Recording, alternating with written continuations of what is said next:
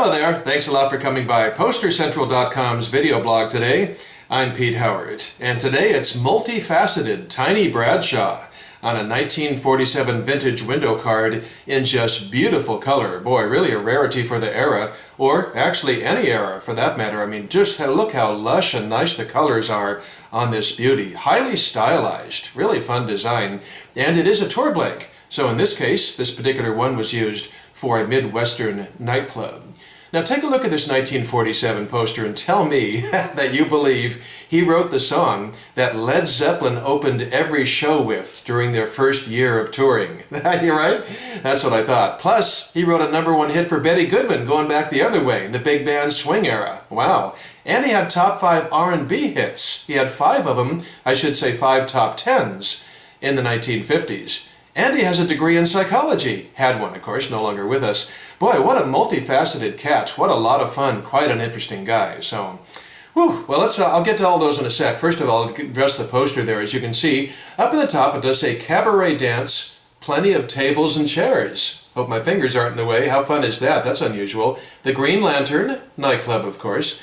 Anderson, Indiana, which is about 40 miles northeast of Indianapolis. One night only. Sunday night, August 24th, 1947, very convenient, the year is on there for us. Hours 9 p.m. to 1 a.m. and admission $1.75, tax included.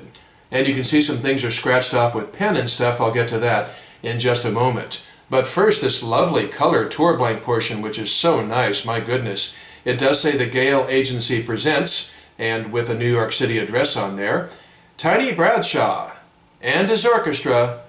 And as you can see, it says creator of the Jersey Bounce. Now that's the Benny Goodman hit I was referring to. It's it was a World War II chart topper that you'd recognize in a second. It became a real standard. And it was recorded by Glenn Miller and Jimmy Dorsey, and even twice by Ella Fitzgerald. And a lot of World War II bomber airplanes were named after it. Jersey Bounce this and Jersey Bounce that. And by the way, in all fairness, Tiny did write that with 2 other fellows, and then a 4th person actually came in and added lyrics.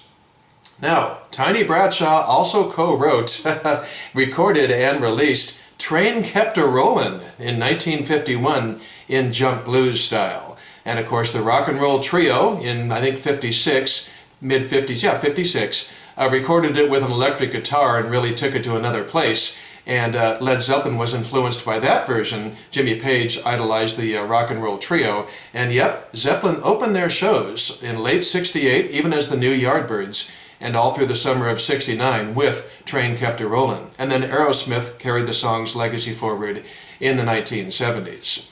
So Train Kept A-Rollin' did not chart for Tiny, but 5 others did on King Records, a very cool label to boot. The biggest one, let's see, 1950 to 53, all top 10, those 5 charters. And the biggest one was Oh Well, let me change that, Fleetwood Mac on my mind, Well, Oh Well, which peaked at #2 for Tiny Bradshaw. Okay, so as for the poster itself here and the venue information, those chicken scratches up there, as you can see, August 24th is sort of lined out with a pen, and November 2nd is written in. Now, we don't know if that means the show was postponed as advertised, or it was after the show and they simply were, scheduling another one and maybe even sent this one to the printers. Those could have been printers' instructions.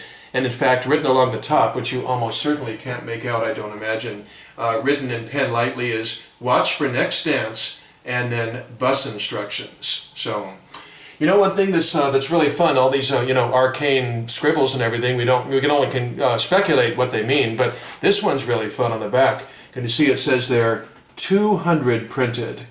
And boy, I'll tell you, that just sends chills down your back to get a little inside information like that. I presume that means 200 printed in for the Green Lantern. There must have been more than that printed of the Color Master, which was used for the whole tour. But how long was the tour? If it was only half a dozen stops, then maybe 200 would have covered, the 6 states. Boy, any way you look at it though, multi-talented and multifaceted post-war 1947 Tiny Bradshaw with a beautiful window card. Great fun. Really fun to show you this. Hope you enjoyed it. Thanks for stopping by. See you next time for something soon. Bye-bye.